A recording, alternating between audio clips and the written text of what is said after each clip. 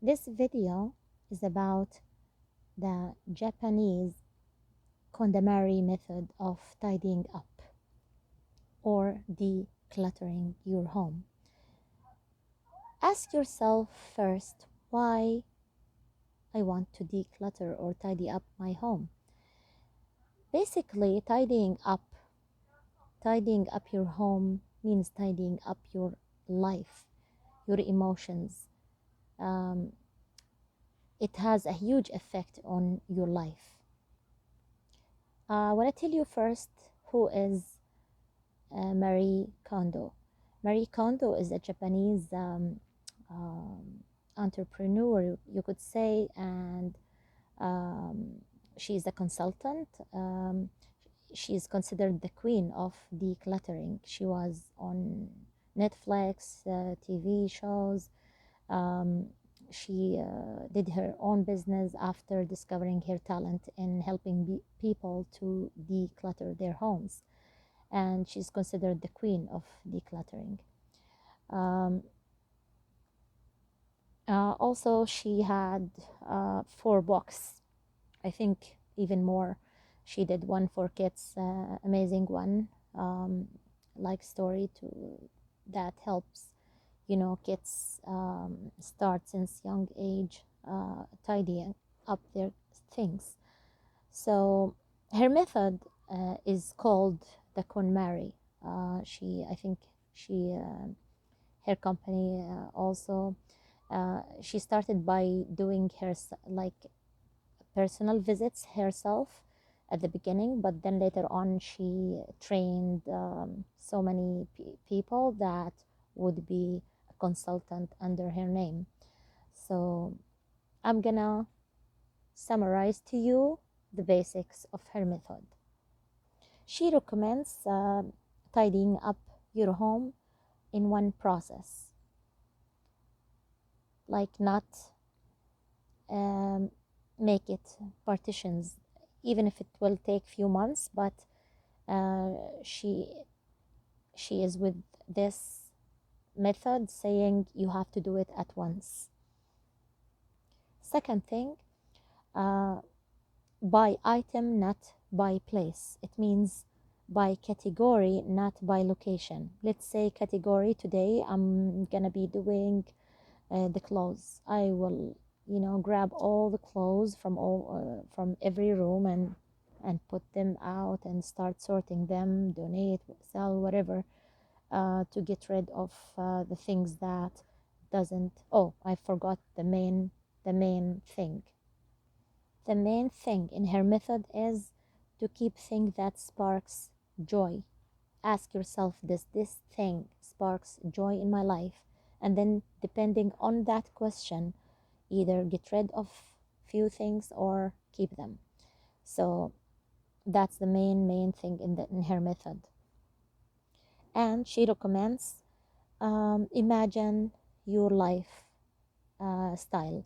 What is the look of your house, your home, that you want it to be? Uh, and from this point, you start. Third thing, finish discarding first, then organize. So after you, let's say, grab the clothes, put it in front of you, sort it, then discard of what you don't want, and then start organizing. And again, the criteria for discarding is, does this thing sparks joy to me? Then I'll keep it.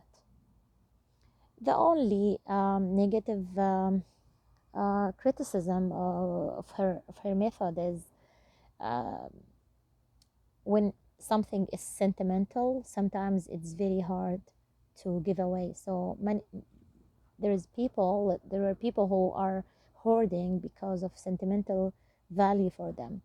So that's the only cons we could say about her method. But in general, it's amazing. It helped so many people change their lives. Next, um, don't tell your family. That's her opinion. It means sometimes when you tell your mom, I'm gonna get rid of this thing, Sometimes it's sentimental or more emotional to keep things for kids just because it reminds us of them when they were babies. But do they really need them or sparks joy in them? Not exactly. And sometimes we as parents we keep things that really our kids doesn't need don't need. So um, sometimes you don't have to tell people if it's your stuff. If their stuff, then of course, family members, you have to take their permission. It's not ethical to throw away things for other family members without taking their permission. Next, either sell or donate. Um, paper sorry start Also she emphasized in starting with clothes, then books, then miscellaneous stuff. So after books, sorry, papers. So with books, her idea is the same thing. You don't need all the books that you're having. You have to ask yourself, what's the purpose? If you say I'm gonna read it, are you like honest about it? Very few people will read again the book that is not so interesting for them. So keep the things that really means to you, and when you hold it, it sparks really a joy to you. Papers, how many papers inside our homes we have to discard, like papers from school, papers from the mail, receipts, manuals that we don't have even the tools anymore. Anyways, so get rid of papers and organize them in folders or binders. uh, Cables, we usually keep so many cables that we're not using anymore, just in case one day we might use them, and most probably it won't come this day. Beddings, some people hoard beddings just in case they have guests and they don't need all those beddings, and some of them start smell or have dust. So she recommends keeping just one, maybe even new bedding, just in case you have one day guest. She also, I read a book for her called the uh, the art of tidying. I forgot the name of the book. Uh, Let me. The book, The Life-Changing Magic of Tidying Up by Mary Kondo. This is her book, and in her book, she mentions how she behaved as a teenager and how she used to um, start tidying up, folding since young age. It's uh, amazing the way she tells her story, and she was inspired also by her grandma, I think, and her mom. Next is to keep shoe boxes. You can use shoe boxes for so many things. Organize shampoos, organize things in drawers, closet in a very tidy way.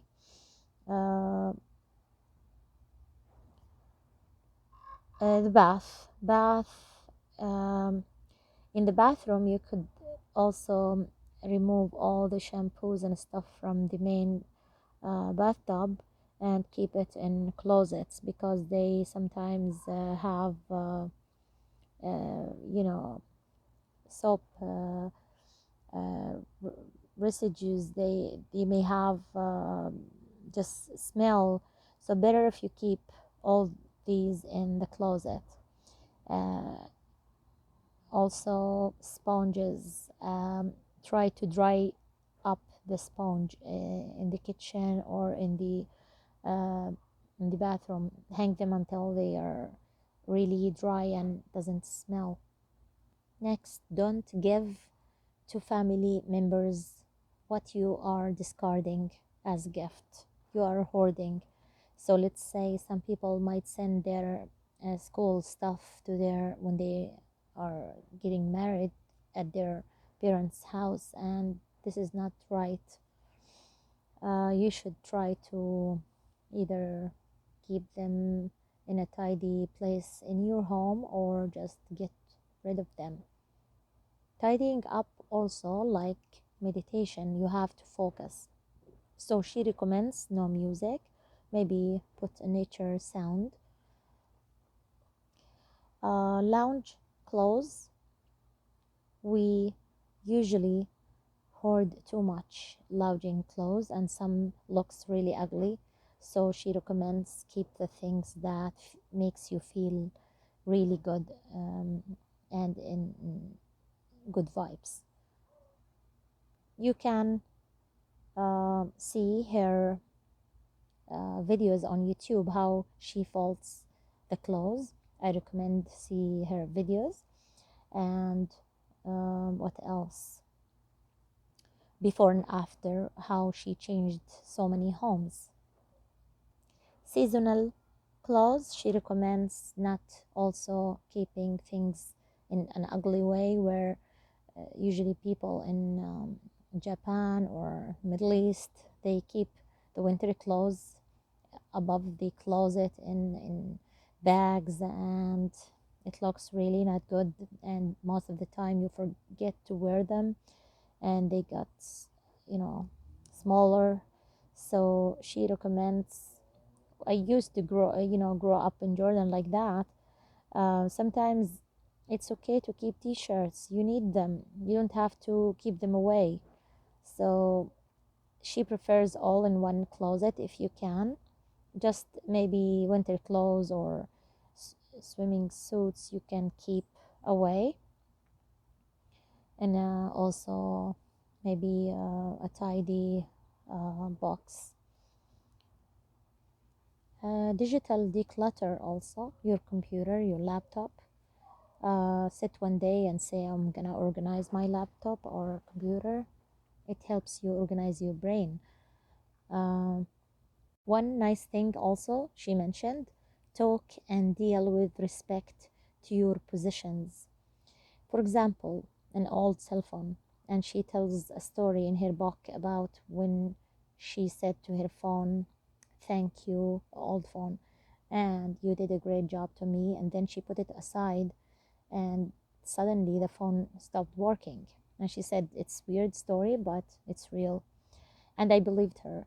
One day, my daughter has an essay about telling, like, I remember my daughter was in grade 6 when she, during the COVID, the teacher asked to write an essay, like a letter to the fridge, and thank the fridge. How much, like, I liked the idea. And I helped my daughter writing this essay. And then I realized, wow, I need to clean the fridge and thank the fridge. Um, After that, really, it gives me different vibes. Whenever I open the fridge, I need to take care of the things that we have, appreciate it, talk to them. Why not? So one thing, amazing thing she said in her book, I think, things cherished when they get care of and loved by their owner. When I read the sentence, I said, wow, it's really a deep, deep insight, an aha moment for me. Again, I will repeat the sentence, things cherished when they are getting care of and loved by their owner. Wow. I said, even humans, wife or kids or anyone, like when when the husband, for example, treats the wife in a nice way, it shows in her face, um, in her vibes, in her even, the look on her. And finally, tidying up affect your life and your body, even your body. When you organize your, let's say, beauty creams and the bathroom, after a few days, you feel like you starting taking care of yourself, or even your face starting to glow. Um, Same as your life. When you are sitting around you, everything is messy. It will make even your mood not in the right way. So the place we are in affects our energy. And I will end with this. I would say to Marie Kondo, arigato in Japanese means thank you.